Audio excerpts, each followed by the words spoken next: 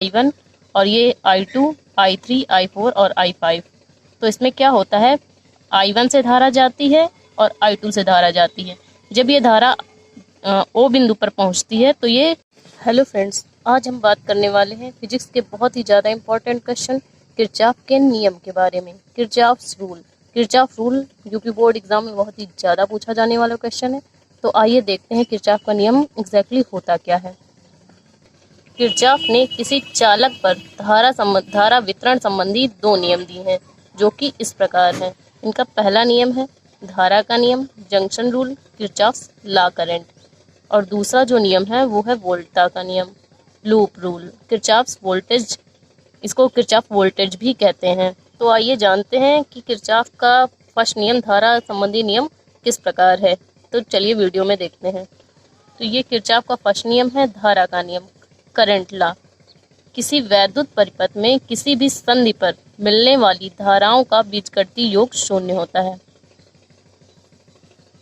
Sigma I equals to 0।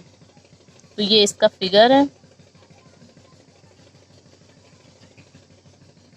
तो देखिए इसमें जो ये फर्स्ट धारा है I1 और ये I2, I3, I4 और I5। तो इसमें क्या होता है, I1 से धारा जाती है और I2 से धारा जाती है। जब ये धारा O बिंदु पर पहुंचती है तो ये तीन भागों में विभाजित हो जाती है, I3, I4, I5।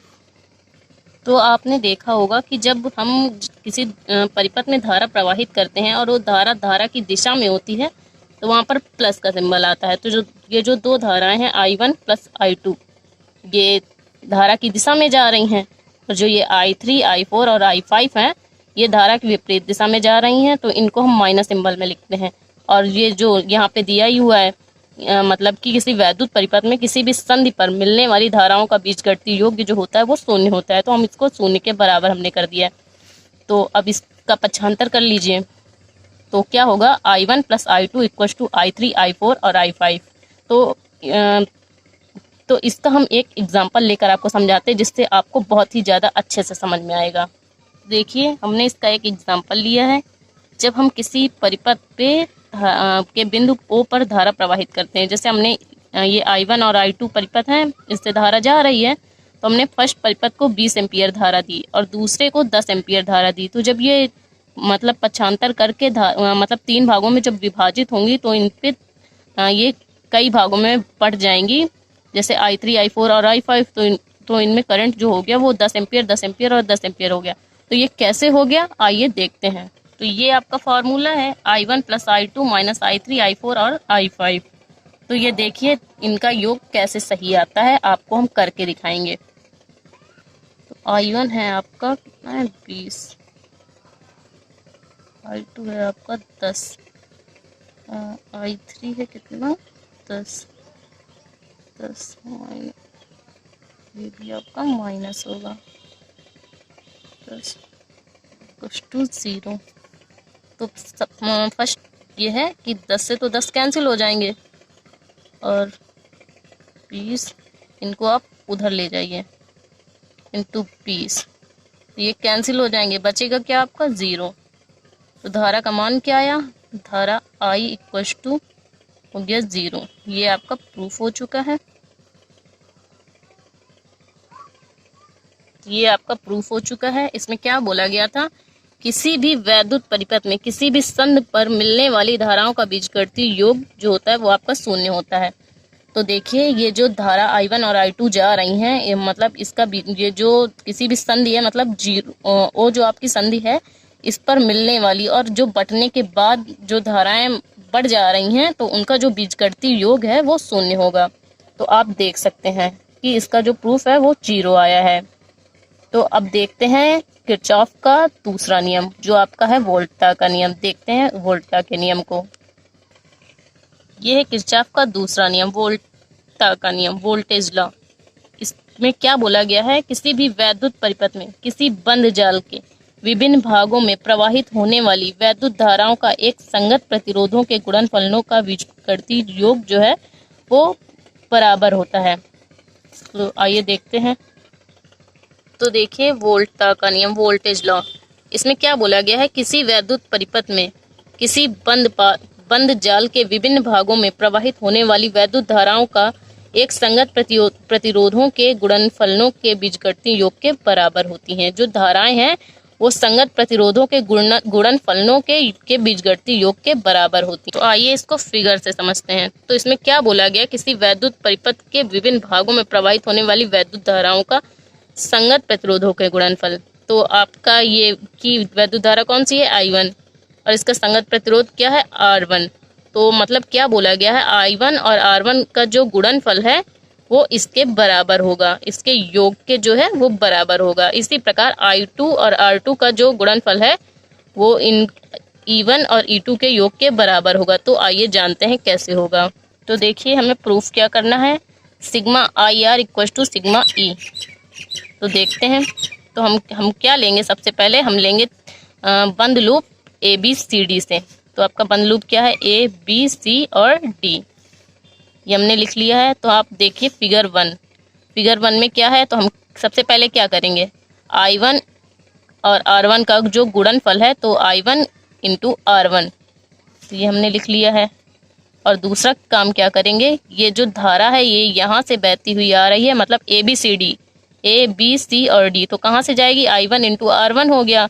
और जब ये धारा इधर आ रही है तो I2 इंटू R2, ये विपरीत है तो ये माइनस में होगी। इक्वल्स टू किसके बराबर है, E1 माइनस E2 के। तो आप देख सकते हैं। आप फिगर 2 को देखते हैं, ये है आपका फिगर 2। तो इसमें क्या करना है, इसमें हम लेंगे D, C, E और F को। इसमें हमने लिया है D, C, E और F को। तो हम क्या करेंगे, इसमें हमको चलना है D, C, E और F की तरफ। तो क्या करेंगे, I2 इंटू R2 माइनस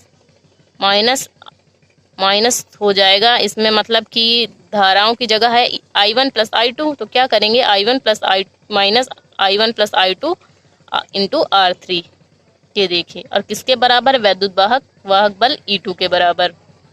तो देखिए हम इसका भी एक एग्जाम्पल लेके आपको समझाते हैं, तो आपको बारीकी से समझ में आएगा और आपको बहुत अच्छे से समझ में आएगा। और ये जो मतलब डेफिनेशन है वो आपको ज़्यादा अच्छे से आपके दिमाग में बैठ जाएगी। तो देखते हैं एग्जाम्पल को। हमने सेकंड लॉ के लिए ये एक फिगर लिया है। तो इसमें देखिए ये है धारा I, ये है प्रतिरोध R1 R2, और इसके जो वैद्युत वाहक बल हैं वो है V1 V2, और इसका जो संगत प्रतिरोध है वो 60 ओम दिया गया है। तो हमें सिद्ध करना है कि ये जो प्रतिरोध है इनका मतलब संगत धारा I का जो इनका गुणनफल है, इन दोनों का योग है वो 60 के बराबर होगा। तो देखिए कैसे होगा। तो देखिए आप कि ये आपका जो ये संयोजन है वो श्रेणी क्रम संयोजन है। तो क्या होगा, R equal to R1 plus R2। तो R1 क्या है आपका, R1 है 3 ओम, R2 है 3 ओम, 3 कितना हो गया, 6 ओम। तो R आपका जो है वो आ चुका है। तो हमें निकालना क्या है, I निकालना है, I निकालना है। तो इसके लिए हम क्या करेंगे, ओम के नियम से।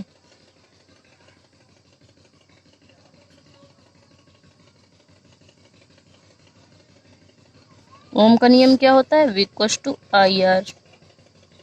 तो R जो है आपका आ चुका है और V आपका दिया हुआ है, और I हम इससे ज्ञात कर लेंगे। तो R कितना दिया, 60 ओम।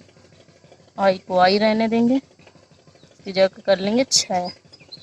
तो ये यहाँ पे गुड़े में है, ये इधर आएगा तो भाग में हो जाएगा। 6 I क्या आएगा, 6 से 6 कैंसिल, I इक्वल टू 10 ओम। नहीं, धारा है ना तो एम्पियर में होगी। तो अब हमें मिल क्या चुका है, I मिल चुका है और आपका R मिल चुका है। R कितना है, 6 ओम। तो हम इससे I1 और R1 निकाल लेंगे। I1 तो हमें पता है, R1 हम कैसे निकालते हैं आइए देखते हैं। तो देखिए इसका फर्स्ट विद्युत वाहक बल कैसे निकालेंगे, I हमें पता है। तो क्या होगा, V1 तो 10 इंटू 3 तो आ गया 30 ओम। और V2 आपका कितना है, IR2, I आपका कितना, 10 इंटू 3 या 30 ओम। तो इसका संपूर्ण वैद्युत वाहक बल कितना होगा, V equals to V1 plus V2।